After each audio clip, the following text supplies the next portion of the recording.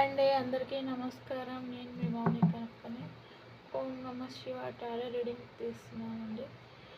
ఈరోజు నేను చెప్పబోయే రీడింగ్ ఎవరికైనా రోజు చెప్పేదేనండి. ఎవరైనా చూడొచ్చు. ఎవరి గురించి వెళ్తుందో తెలియదు.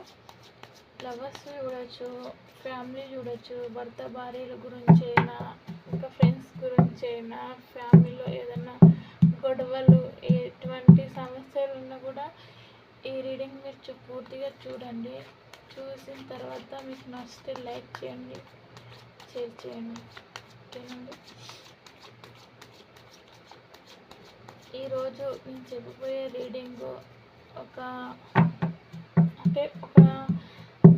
ఒక ముగ్గురు వ్యక్తులు నన్ను అడిగారు ఈరోజు. నువ్వు ఏం చెప్తావు అక్క ఈరోజు రీడింగ్లో అని అన్నారు. సరే, వాళ్ళు ఒక లవర్స్ అడిగారు, ఒక ఫ్యామిలీ మెంబర్స్ అడిగారు, ఒక భార్య భర్తలు అడిగారు. వాళ్ళ గురించి దీంట్లో మూడిట్లా వెళ్తే అదే చెప్తానండి నేను ఈరోజు. ఒక కూతురు కోసం కావచ్చు, లేకపోతే లవర్స్ కోసం కావచ్చు, భార్య భర్తల గురించి కావచ్చు, ఇంకా ఏదన్నా బయట సమస్యలు కావచ్చు, ఫ్రెండ్షిప్లో కావచ్చు. ఓకేనండి, నేను అందరికీ చెప్తాను ఈరోజు నేను చెప్పబోయే రీడింగ్లో. ఓకేనండి, నచ్చితే లైక్ చేయండి, లేకపోతే కామెంట్స్ చేయండి. ఓకేనా. నేను మీ మౌనికని. ఓం నమ శివాయ. అంటే వాళ్ళు ఈరోజు అడిగే వాళ్ళు కూడా శివుని మీద చాలా భక్తి పెట్టుకొని ఉన్న వాళ్ళే నాకు అడిగారు. అక్క మీరు చెప్తున్నారు, ఓల మీద వెళ్తే వాళ్ళ మీదే చెప్తారు కదా కానీ అన్నారు. సరే, ఈరోజు ఎవరి మీద వెళ్ళినా కూడా వాళ్ళ గురించే చెప్తానండి నేను. ఓం నమ శివాయ.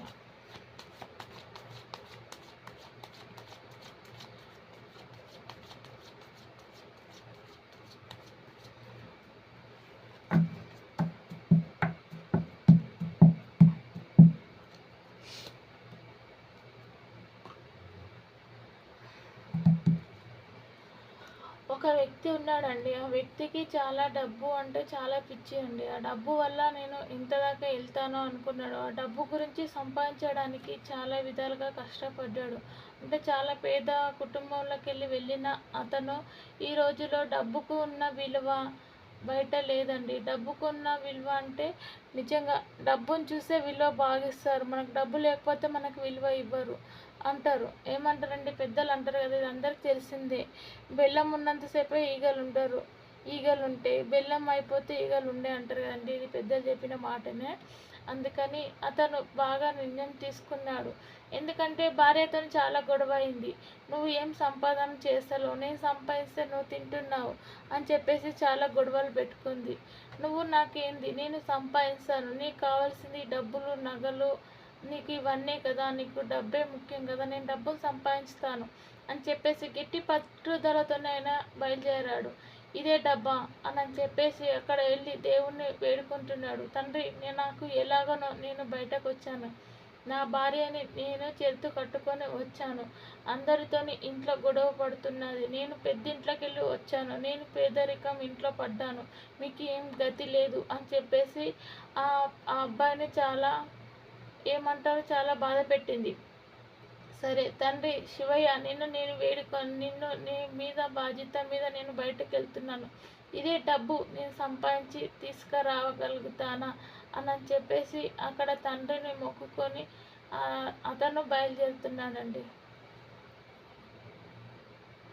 ఈ డబ్బు కోసము భార్య చాలా గొడవ చేసింది. ఎందుకంటే ఉన్న ఇంట్లోకి వెళ్ళి వచ్చిన అమ్మాయి అనమాట. పేదింట్లో ఏమి లేని ఇంట్లో ఇస్తే ఎలా ఉంటుంది, అలా ఫస్ట్ ఇష్టపడి వచ్చింది. తర్వాత డబ్బు గురించి ఇంట్లో అందరితోని గొడవలు పెట్టుకుంటుంది. మీరెంత అంటే మీరెంత అని, నేను వెళ్ళిపోతాను డబ్బు సంపాదించకపోతే, నా డబ్బుతోనే మీరు తింటున్నారు ఉంటున్నారని చెప్పేసి అక్కడ వాళ్ళ తల్లిదండ్రులతో, ఇంట్లో ఫ్యామిలీలతో గొడవ పెట్టుకుంటున్నది ఆమె చాలా.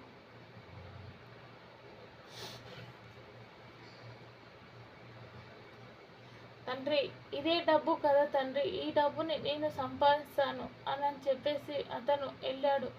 దేవుడా, నాకు ఒక దారి చూపించు అని చెప్పేసి అక్కడ దేవుణ్ణి వేడుకున్నాడు. ఆ తండ్రి అంటున్నాడు, శివయ్య, నీకు నేను నువ్వు అనుకున్న వరాలన్నీ నేను ఇస్తానయ్యా అని చెప్పేసి నన్ను మనసులో ఎప్పుడు ఓం నమ శివాయ అని తలుసుకుంటావు, నేను ఏదో రోజు నీకు డబ్బులు ధాన్యం అన్నీ నేను నా దయ వల్ల నీకు సహాయం చేస్తాను, నీకు అన్నీ కలిగేటట్టు నేను ఆశీర్వాదం ఇస్తాను అని చెప్పేశాడు ఆ దేవుడు. దేవుడు లేని మనం లేం కదండి.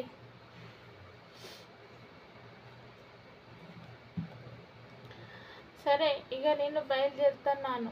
ఇక్కడ నేను బయలుదేరేదానికి ముందు నేను ఎంత గట్టి పట్టుదలతోనే నేను బయలుదేరుతున్నాను. నా భార్య మీద పట్టుదలతోనే నేను వెళ్తున్నాను.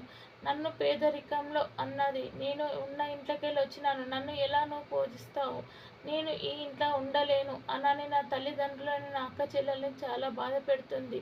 నా తల్లిదండ్రులు నా అక్క చెల్లెళ్ళు చాలా బాధపడుతున్నారు. ఆ విధంగానే నేను భరించలేక నేను బయటకు వచ్చాను. ఆ దేవుడు శివయ్య ఎల్లప్పుడూ నాతో ఉండాలి అని చెప్పేసి తెల్లవారుజామున సూర్యోదయం ప్రకారం అతను బయలుదేరాడు.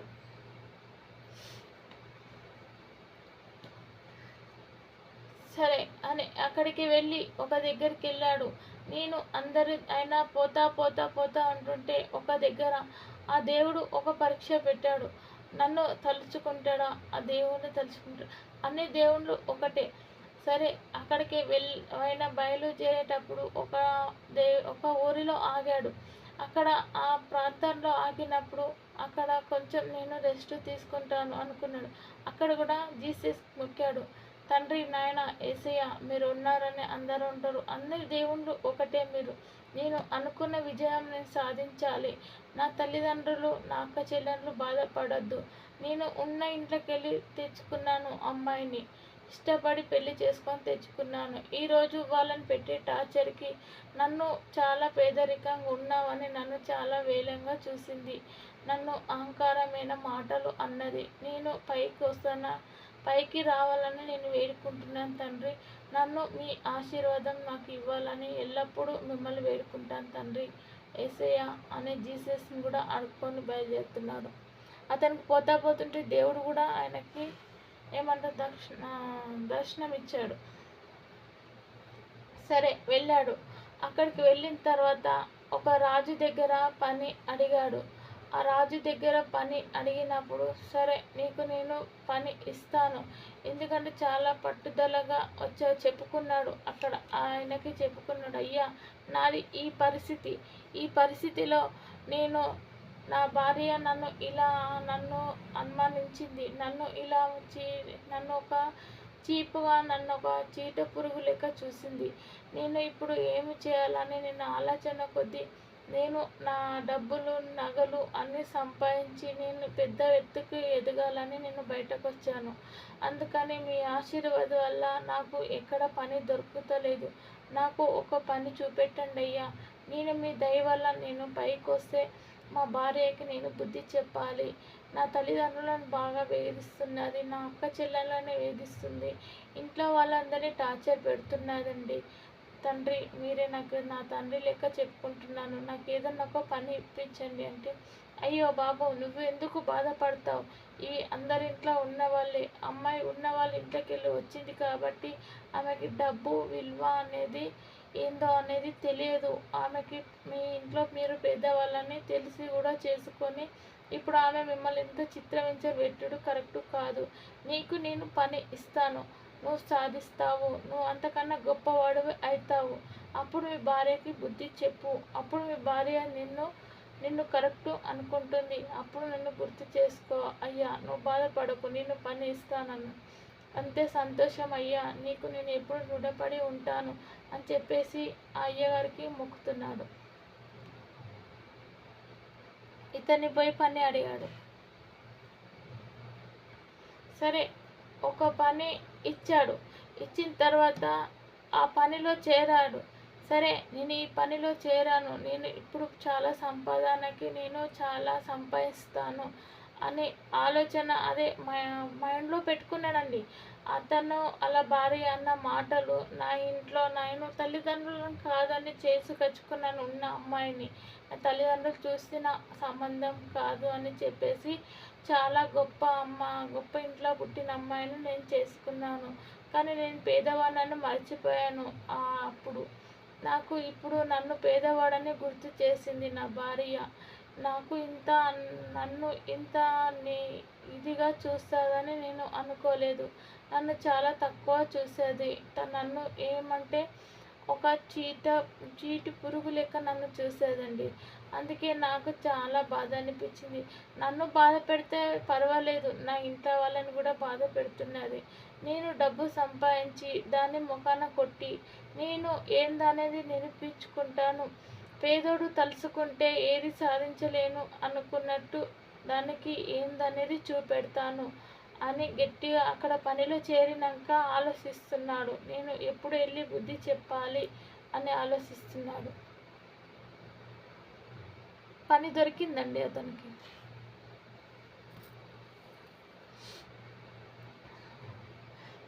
సరే, అతను చాలా సంపాదించిండు. పాపం ఒకరోజు దిగులుగా ఒక్కడే ఉండి ఆలోచన చేస్తున్నాడు. ఏంటి నా పరిస్థితి? నేను ఇలా చేసుకొని నా తల్లిదండ్రులని, నా అక్క చెల్లెలని నేను ఇంత బాధ పెడుతున్నాను. నా భార్య ఎంత టార్చర్ పెడుతున్నాదో. నువ్వు ఈ 3 నెలల లోపల నువ్వు నా తల్లిదండ్రులకున్న ఆస్తి సంపాదించుకొస్తావా లేదా అని చెప్పేసి నా మీద చేతు కట్టింది. నేను సంపాదిస్తానా లేనా అని చెప్పేసి అతను పని అంతా అయిపోయినాక ఆయన ఊరికే ఉన్న సమయంలో చాలా ఆలోచిస్తున్నాడు. ఆయన ముందు ఎంతో ధనము, డబ్బు అంతా ఉంది. కానీ ఇక్కడ నన్ను అయ్యగారు నమ్మి నన్ను ఇక్కడ కాపలాగా ఉంచాడు. నేను ఆ విధంగా నేను ఎప్పుడు ఇది అంతా తీసుకెళ్ళి నేను అలా చేయగలిగితే బాగుంటుందా?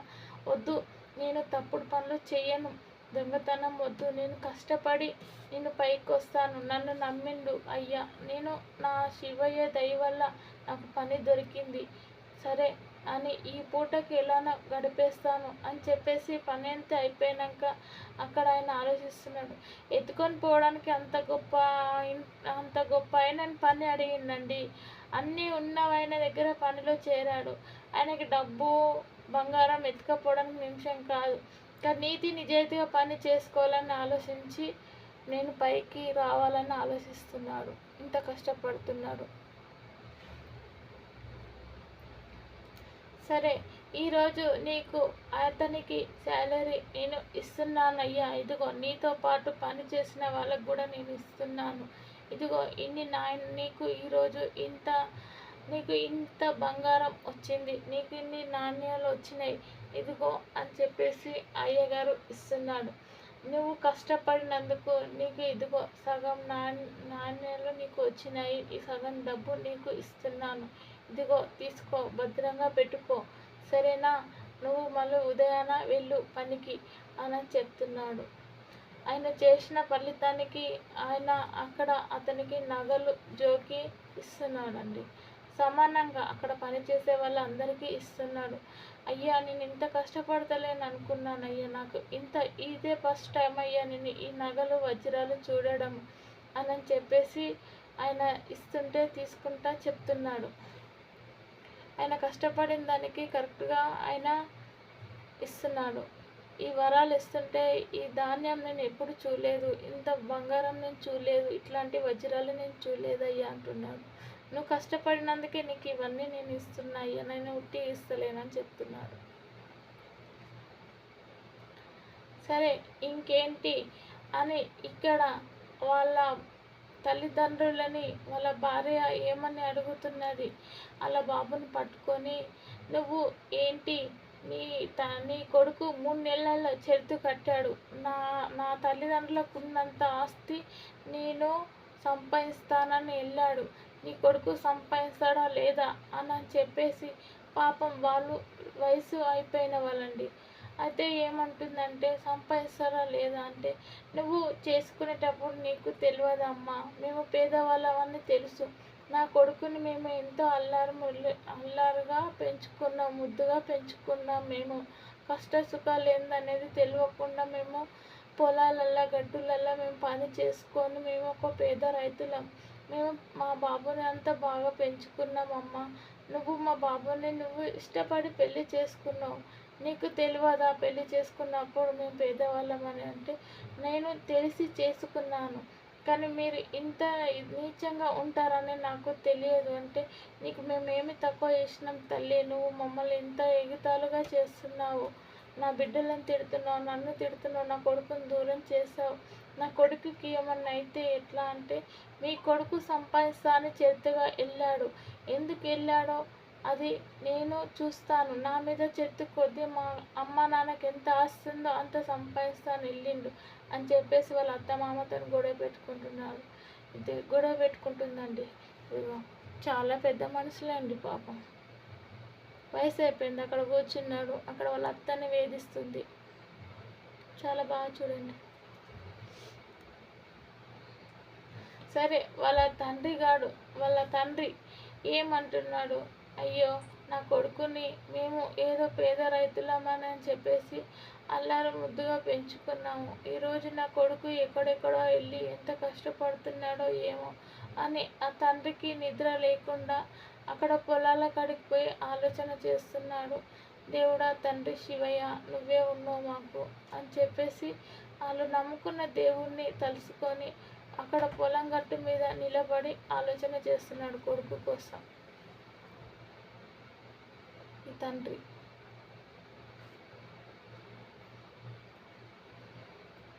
ఇది మాత్రం చెప్పుడు మాటలు విని ఏమి చేసింది, చెప్పుడు మాటలు విన్నది భార్య.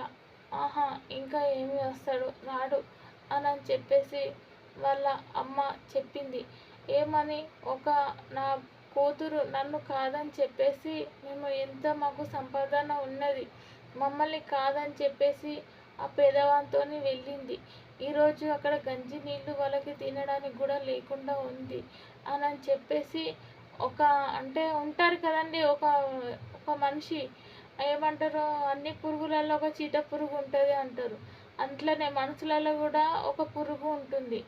అలాగనే ఒక ఆమెకి నేర్పించి నువ్వు ఇలా చిచ్చు పెట్టు మా అమ్మాయి నమ్మది అని చెప్పేసి ఆమెను పంపించిన ఆమెను కూడా చూపిస్తాను. ఈమె వాళ్ళ తల్లి, ఈరోజు వాళ్ళ ఇంట్లో టార్చర్ పెడుతుంది కదా వాళ్ళ తల్లి మహారాణి. అక్కడ చిచ్చులు పెట్టమని చెప్పింది ఎవరు, ఇగో ఇక్కడ కూర్చొని ఉన్నది గుడ్ల కువ్వ లెక్క.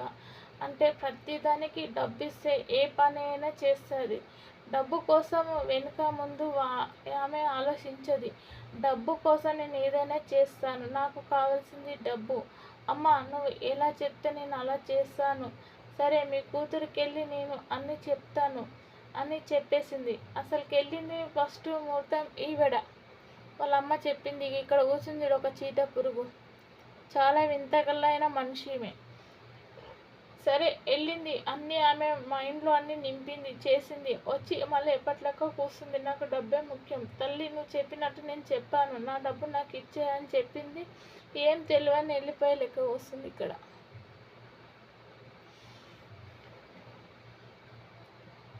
సరే ఈరోజు నేను అక్కడ మహారాజు దగ్గర పనిచేస్తున్న దగ్గర అతనికి చెప్తున్నాడు, నేను ఈరోజు నా ఇంట్లో చాలా గొడవలైనవి, నేను పక్క ఊరికి వెళ్ళి నేను పంచాయతీ చెప్పి రావడానికి వెళ్తున్నాను, నువ్వు చకరంగా నేను చెప్పిన పని నువ్వు పూర్తి చేయు, నేను త్వరలోనే వస్తాను, వచ్చినాక నీకు నేను ఏది కావాలన్నా అది ఇస్తాను, నేను వచ్చేదాకా నువ్వు ఊరిని బాగా చూసుకో, అందరికీ ఏది కావాలన్నా ఇవ్వు, నాది ఉన్న పంటలో నువ్వు అందరినీ పంటలకు వచ్చిన వాళ్ళని అందరినీ చూసుకుంటే, సరే అయ్యా నేను అందరినీ చూసుకుంటాను, పంటని చూసుకుంటాను, నువ్వు క్షేమంగా వెళ్ళి లాభంగా రండి అని చెప్పాడు.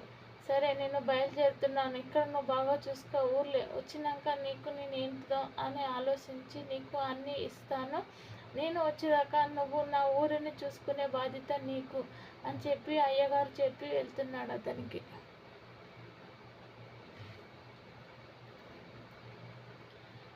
ఇక్కడ కూర్చొని ఆలోచన చేస్తున్నాడు, అయ్యో నేను ఇప్పుడు ఏమి చేయాలి, ఇంతగానం నా నెత్తి మీద పెట్టిపోయాడు, నేను ఇప్పుడు ఇదంతా ఎలా నేను చేయాలా ఏమో నాకు అర్థం అవట్లేదు, ఇదంతా ఎవరికి ఏమి ఇవ్వాలనో ఏమి చేయాలనో, ఇన్ని ఎకరాల భూమి ఎంతమంది వస్తారో, అంటే పని చేయడానికి వస్తారు కదండి కూలోళ్ళు. అయితే ఇంతమంది మనుషులు వస్తే నేను ఎలా వాళ్ళకి ఇవ్వాలి డబ్బులు? నేను ఎలా లెక్క పెట్టుకోవాలో నాకు అర్థం అవ్వట్లేదు. నాకు ఇవన్నీ ఒప్పచెప్పిపోయింది కాకుంటే నాకు డబ్బు, నగలు కూడా నాకే ఒప్పచెప్పిపోయాడు అయ్యగారు. నేను ఎట్లా కాపలాగా ఉండాలని చాలా ఆలోచిస్తున్నాడు. సరే, నేను ఆలోచించేదానికి నేను కాపాడుతాను గట్టిగా పట్టుదలతోని అని చెప్పేసి వాళ్ళ అయ్యగారు అన్నీ ఇచ్చిపోయినాయి కూడా అక్కడ ఆయన ఆలోచన చేసుకుంటా కాపలాగా ఉన్నాడు.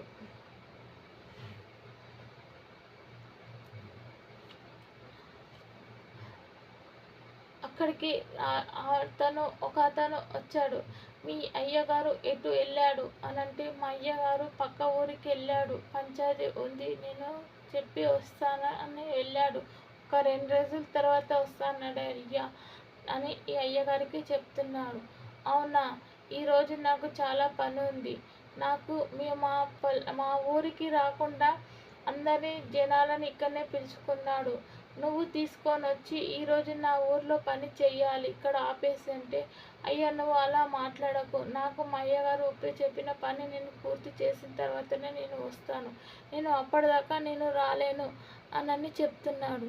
లేదు లేదు, నువ్వు నా మాట కాదు అంటావా? నీది ఏ ఊరు, ఎక్కడి నుండి వచ్చావు, నీది ఏ రాజ్యం అంటే, అయ్యా నాది చిన్న గ్రామం అయ్యా, నేను ఈ అయ్యగారి కాడికి నమ్మకంగా వచ్చాను, నన్ను మాత్రం లాగకుండి, మా అయ్యగారు వచ్చినాక నేను అడిగి వస్తాను అంటే, నువ్వు రాకపోతే నీ మీదికి నేను నా మనుషులని గొడవకు పంపిస్తాను అని చెప్తున్నాడు ఇతను. అతను నమ్మకం మీద పెట్టిపోయాడు. ఇతను పక్క ఊరు నుండి వచ్చి నా పొలాలకు మంది లేరు, నువ్వు ఇక్కడ జనాలందరినీ తీసుకొని రా ఊరు మొత్తానని చెప్పేసి ఈయన గొడవ పడుతున్నాడు.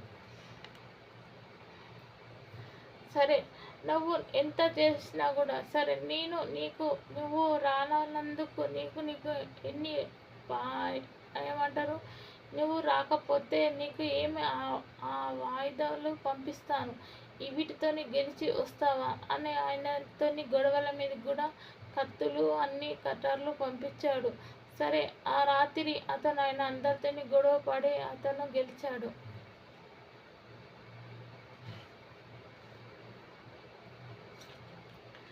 అక్కడ ఆయన ఆ రాత్రి గొడవ పడుతుంటే ఒక ఆవిడ అక్కడ ఉంది. ఒక ఆవిడ అక్కడ బంధించి ఉన్నది. ఇతని గొడవలల్లా ఆమెను చూస్తాడు. అయ్యో, ఎవరు అమ్మ నువ్వు, నిన్ను ఎందుకు ఇలా బంధించా తల్లి నిన్ను అంటే, అయ్యా నేను ఏం చెప్పాలి నీకు, నేను ఇలా బందీగా ఉండడం నా భర్త చాలా నా మీద అనుమానం, నేను ఏం చేయాలో నాకు అర్థం కావట్లేదు, నన్ను కొంచెం ఈ కట్లు అట్లా నన్ను ఇప్పవా, నీకు నేను అంతా నా బాధ చెప్తాను అంటే, అమ్మ నేను నా తల్లి లెక్క నేను కట్లు ఇప్పుతాను, అసలుకి నీది ఏం బాధ తల్లి చెప్పు అని అడుగుతున్నాడు. సరే, నువ్వు ఇప్పినాక నేను చెప్తాను అని. సరే అని ఆ బాబు అక్కడికి వెళ్ళి ఆమె కట్లు ఇప్పినాక చెప్పాడు. నా భర్తకి చాలా అనుమానం నా మీద, మాకు చాలా డబ్బు ఉంది, నా భర్త చాలా పేదరికంలో పుట్టినాడు, నా భర్తను ఇష్టపడి నేను పెళ్లి చేసుకున్నాను, పెళ్లి చేసుకున్నాక నా డబ్బు నా ఆస్తి అంతా మా నాన్నగారు ఆయనకి రాసి ఇచ్చాడు, నేను ఒక కూతుర్ని అని చెప్పేసి ఆ అబ్బాయికి చెప్పేది. అవునా అమ్మ, నేను ఒక పేదవాన్నమ్మ, నాకు ఉన్న ఇంట్లోకి వెళ్ళి ఒక అమ్మాయిని నేను చేసుకున్నాను ఇష్టపడి, ఈరోజు నన్ను చాలా చులకనగా చూసింది, అందుకే నేను వచ్చి ఇక్కడ మీ ఊర్లో ఉండి నేను పని చేస్తున్నానమ్మా, నాకు ఈ శిక్ష అంటే, నాకు ఏమీ లేనివాడిని నేను చేసుకున్నాను, నువ్వు అన్నీ ఉన్నామే నువ్వు చేసుకున్నావు, అందుకే దేవుడు ఇలా కష్టాలు పెడతారు, నువ్వు ఈ కష్టాలకి నువ్వు ఎదుర్కొని చాలా బాగుపడతావు అని చెప్పింది. డబ్బు నగలు ఏమీ శాశ్వతం కాదు, మనకి ప్రేమ అనురాగాలు ముఖ్యం, ఆ ప్రేమ లేనంత వేస్ట్, ఎంత డబ్బున్నా ఏమున్నా, కానీ నువ్వు చాలా బాగుపడతావు తల్లి, ఇప్పుడు నువ్వు ఎలా ఏగుతావంటే, లేదు నాకు డబ్బు చాలా ఉంది, నేను నా తల్లిదండ్రుల కాడికి వెళ్ళి ఆ విధవని నేను గెంటేస్తానయ్యా అంటే, ఎందుకమ్మా అలా అంటావంటే, డబ్బు తెలియని వానికి డబ్బు విలువ ఏందని చూపెట్టాను, కానీ నాకు ఈ విధంగా నన్ను శిక్షించాక నాకు వద్దయ్యా, కానీ నువ్వు చాలా ఫ్యూచర్లో బాగుపడతావని చెప్పింది. సరే తల్లి అని అక్కడ ఆమె ఆశీర్వాదాలు తీసుకొని వచ్చాడు. నీ భార్యకి నువ్వు డబ్బు సంపాదించినాక నీ విలువ ఏందని తెలుస్తుంది, అప్పుడు నీ కాళ్ళ మీద పడుతుంది, సరేనా అని చెప్పింది ఆమె. ఇదిగోండి ఆమె భర్త కూడా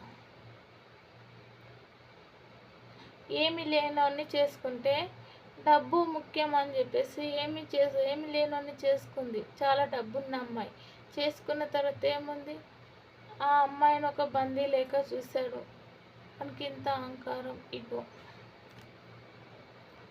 సరే నేను ఈరోజు చాలా గొప్ప పని చేశాను, సరే నా కోసం అక్కడ బందీగా నేను వేరే వాళ్ళని ఉంచేసి వచ్చాను. పాపం ఎంతసేపు అవుతుందో ఏమో, నేను బయలుదేరుతాను. ఇక మా అయ్యగారు వస్తాడు, నేను బయలుదేరుతాను. నేను అక్కడ కాపలాగా ఒక్కళ్ళని పెట్టేసి వచ్చాను అంటే ఇక్కడ కాపలాగా ఒక్కళ్ళని పెట్టేసి వెళ్ళాడు వాళ్ళ అయ్యగారు భయం కోసం. అంటే అన్నీ చెప్పిపోయాడు కదండి, అందుకని భయం కొద్దీ అక్కడ పెట్టేశాడు. సరే ఇంకా నేను బయలుదేరుతున్నాను.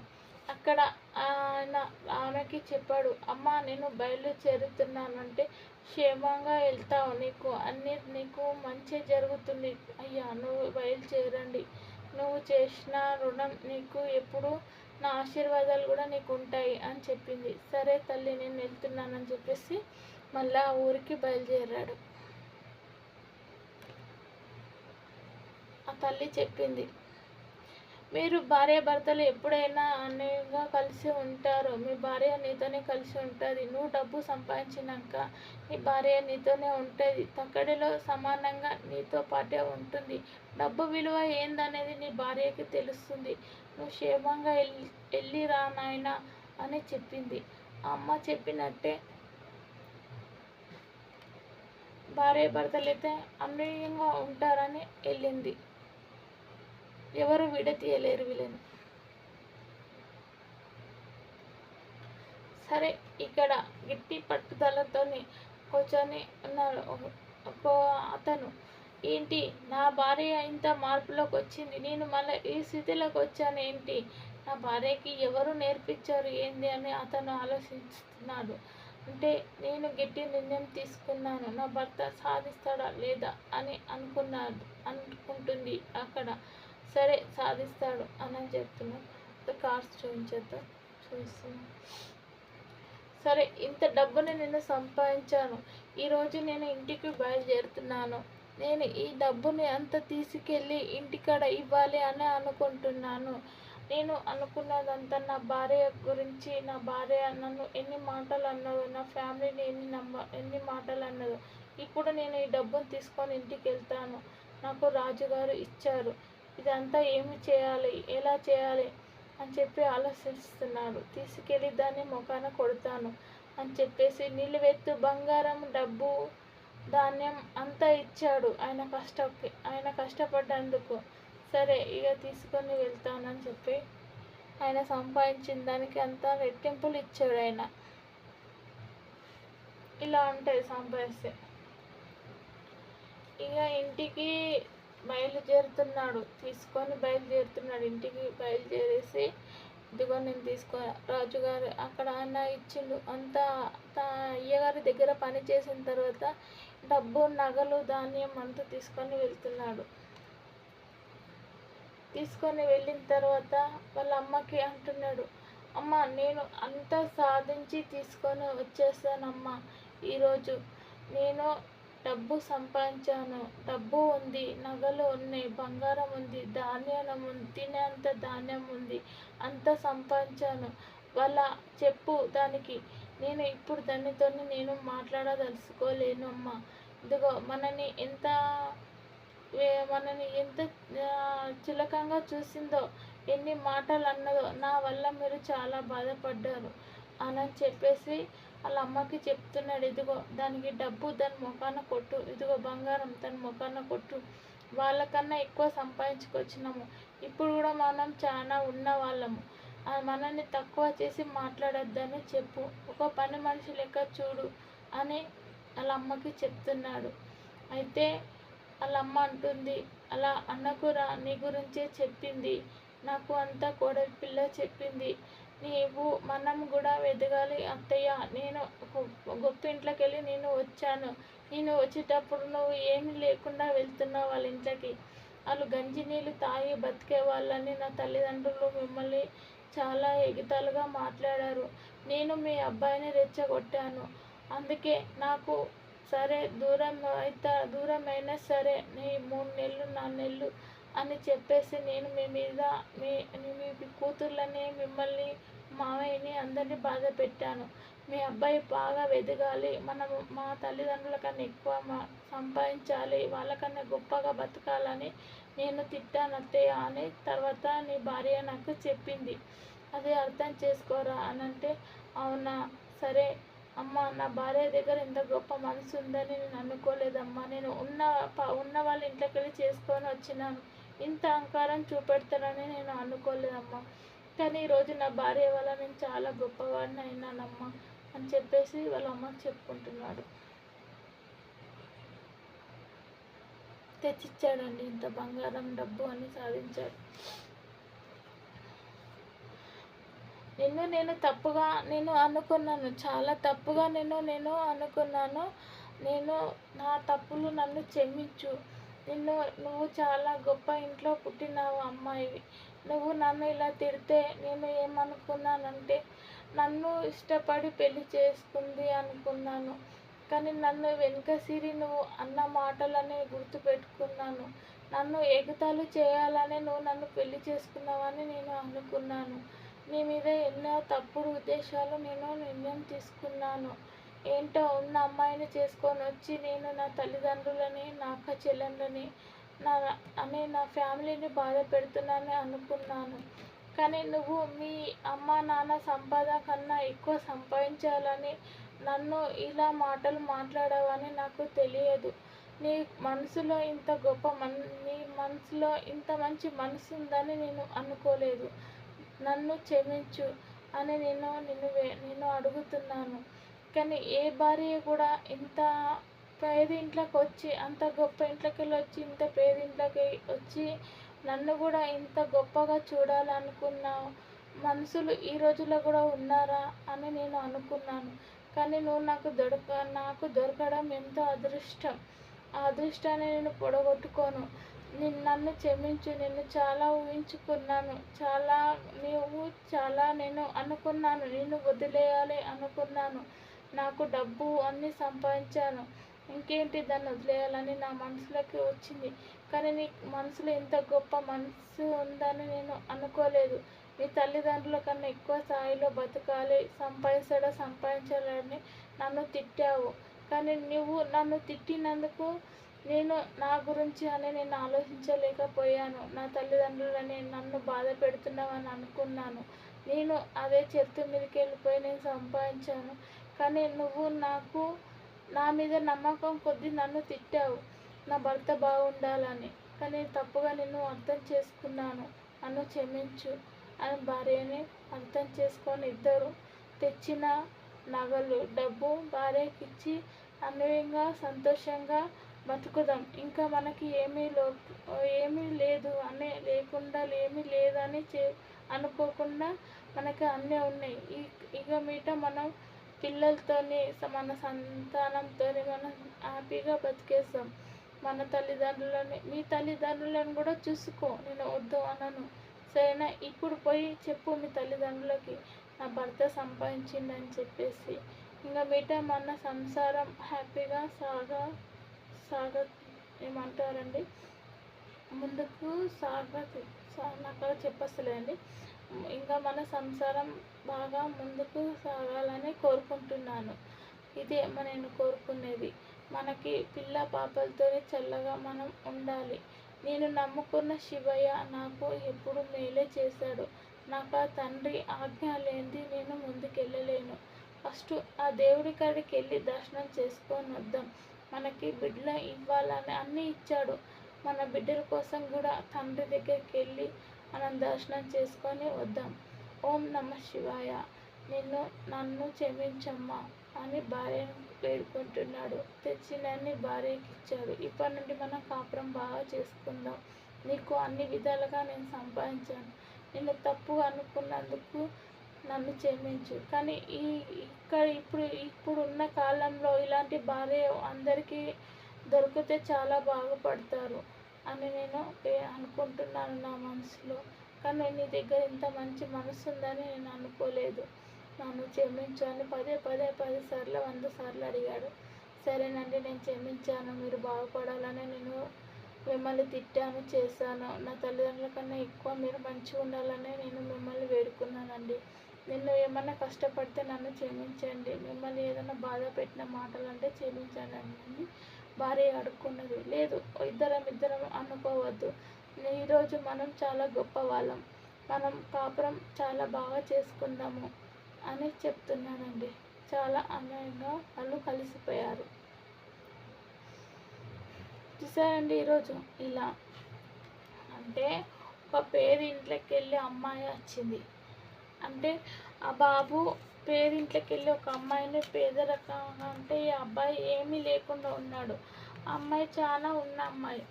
అమ్మాయిని పెళ్లి చేసుకున్నాక ఆ అబ్బాయిని తిట్టడం మొదలుపెట్టింది.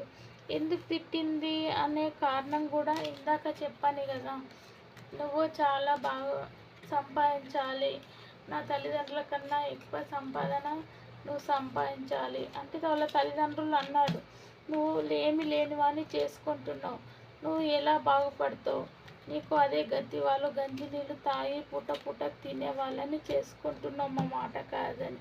ఈరోజు ఉంటుంది కదండి ఎవరికైనా, చాలా పెద్దింట్లో పెరిగిన అమ్మాయి, డబ్బులో పెరిగిన అమ్మాయి ఏమి లేనోని చేసుకుంటే ఎవరైనా ఏమంటారు, సరే ఏమి లేనోని చేసుకుంటున్నావు, ఈరోజు నువ్వు ఎలా బాగుపడతావు, ఏం చేస్తావు అని చెప్పేసి ఎవరైనా అనుకుంటారు కదా.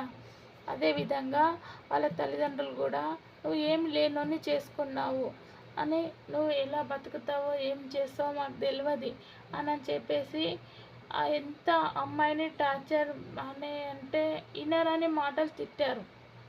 సరే మీరు తిడుతున్నారు, నా భర్తను నేను ఎలా గొప్పవాన్ని చేస్తాను అని చెప్పేసి అక్కడ నుండి అమ్మాయి చెరుతు కట్టేసి వచ్చేసింది. ఆ పేరింట్లోకి వచ్చినాక ఆ అమ్మాయి ఒక 10 రోజులు వారం రోజులు చూసిన తర్వాత, సరే నా భర్త చిన్నగా పొలం పనులకు వెళ్ళేసి, వాళ్ళకు 1 ఎకరం ఉందండి భూమి. అయితే ఆ అమ్మాయి అక్కడికి వెళ్ళిన తర్వాత చూసింది, అయ్యో ఇంకా 2 అమ్మాయిలు ఉన్నారు నా లెక్క, వాళ్ళకి పెళ్ళిళ్ళు చేయాలి, వాళ్ళకి మంచి ఇంట్లోకి ఇవ్వాలి అని చెప్పేసి ఆ అమ్మాయి పెద్ద మనసు చేసుకొని ఆలోచన చేసింది. అక్కడ ఇంకా అప్పటి నుండి ఆ అమ్మాయి ఒక నిర్ణయం తీసుకుంది, మీరు చాలా మంచిగా మాట్లాడితే బాగుంటుంది, నేను గట్టిగా ధైర్యం చేసుకొని 2 మాటలు తిడతాను, వాళ్ళు ఏమన్నా అనుకోనని చెప్పేసి ఆ అమ్మాయి బాగా శాడిస్ట్గా వాళ్ళ ఇంట్లో మాటలు అనడం స్టార్ట్ చేసింది. ఆ మాటలకి ఆ అబ్బాయి ఏమనుకున్నాడు, నేను గొప్ప ఇంట్లోకి వెళ్ళి తెచ్చుకున్న అమ్మాయి ఇన్ని మాటలు అంటుంది, నేను ఈరోజు సాధిస్తాను, నేను డబ్బు సంపాదిస్తాను, బంగారం సంపాదిస్తాను, ధాన్యం సంపాదిస్తాను, ఆస్తి సంపాదిస్తాను అని చెప్పేసి ఆ చర్చి మీద పోయి 3-4 నెలల్లో అంత సంపాదన పక్క ఊరిలో ఇంకో ఊరిలో కష్టపడి వాళ్ళ తల్లిదండ్రుల కన్నా ఎక్కువ సంపాదించుకొచ్చినాక పూర్తిగా అక్కడ ఒక ఆవిడ చెప్పింది కదా, నేను ఏమీ లేనివాడిని చేసుకున్నాను, నాకు ఈరోజు ఇన్ని కష్టాలు చూపెడుతున్నాడు అని ఒక అమ్మాయి చెప్పింది కదా.